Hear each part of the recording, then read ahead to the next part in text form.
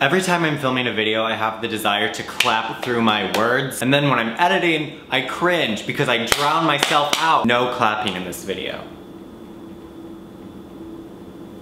Hello there. Lately, and this past summer, I've sort of fallen into a deep hole of astrology. I've always been aware that I'm a Gemini, and sometimes I will like put into compatibility things like me and my friends, and it's just like fun. And I try not to take it too far. I try not to use it to undermine someone's humanity. I basically just like, in my Instagram discovery, it's always astrology memes now, and so I fall into those dark holes very often. And I've discovered that I have at least one reference person for every sign now, because I didn't used to know most of them. So today I thought it would be fun to sort in to the zodiac signs, different YA books, using the characteristics and just different things I know about them, people they remind me of. So I'm gonna work my way backwards through the houses, try to make sense of myself, and I'd love to hear if you agree or disagree, or other books that come to mind for you. Or maybe you have a life. So we're gonna start with Pisces. I learned a few months ago that I'm a Pisces moon. Pisces is a water sign. They're known for being compassionate, artistic,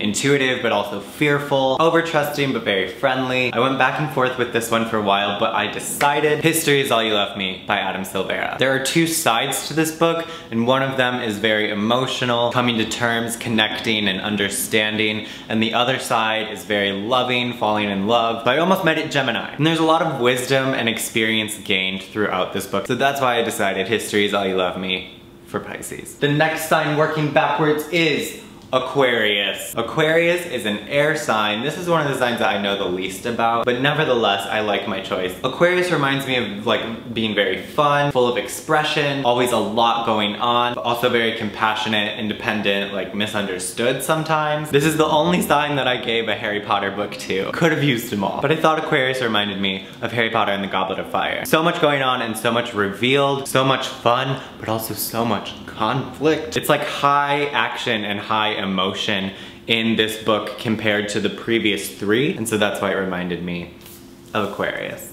Next we have Capricorn, the earth sign, grounded, responsible, often misunderstood, sometimes hates everything. I went back and forth on my choice with this one, which I'm saying for all of them, but I did. For Capricorn, I chose Turtles All the Way Down by John Green. People either really get this book and it's very important to them, or they're like, whoa, what's going on here? So typical John Green. For me, I loved it, and it was my favorite John Green book. Very difficult to read. I mostly chose this because of the main character, because of her situation, but still being someone who strives for the best and longs for that grounding. And also being a John Green book, it just feels very grounded and in touch with itself. Next we have Sagittarius. Ugh. Sagittarius, very out there, very fire sign. Ugh. In your face, spontaneous, always moving, blunt, hardcore, generous, and over-promising. For this one, I chose Divergent by Veronica Roth. Sagittarius just makes me think of action and like jumping on trains and like blood, knife, stones. Tris being a badass, being independent, doing what her family doesn't expect of her. My reference Sagittarius is my friend Madison.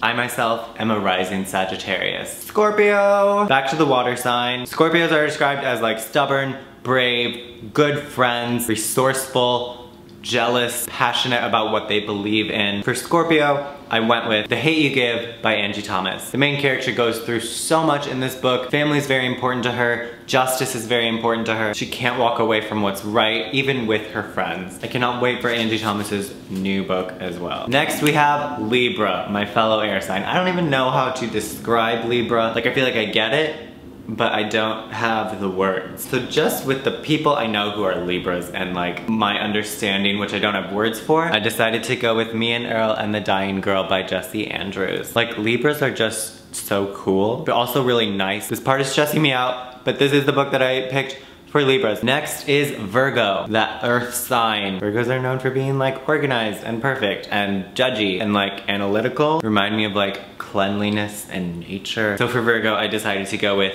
The Lover's Dictionary by David Levithan because I thought it was different, sort of an out there like artsier idea, something a Virgo might have on their coffee table. I also know that David Levithan is a Virgo, so there we have it. Next we have Leo. I love Leos. Leos are famous for being like full of themselves, but they're also very like cheerful, creative, and warm, but also like stubborn and conceited. For Leo, gonna have to go with The Trials of Apollo by Rick Riordan. This is the first one, The Hidden Oracle, but if you've read it, you know Apollo's totally a Leo. The next sign is Cancer. I have such a soft spot for Cancers. I have so many close friends who are Cancers. They're known for being very imaginative and loyal, emotional, and like nurturing. For this one, I chose a book that I read recently, and that is Leah on the Offbeat by Becky Albertalli. I think this one really fits. Leah is very defensive, emotional. This book is full of ups and downs and like uncertainty, nerve-wracking moments, and is also so much fun. And then we find ourselves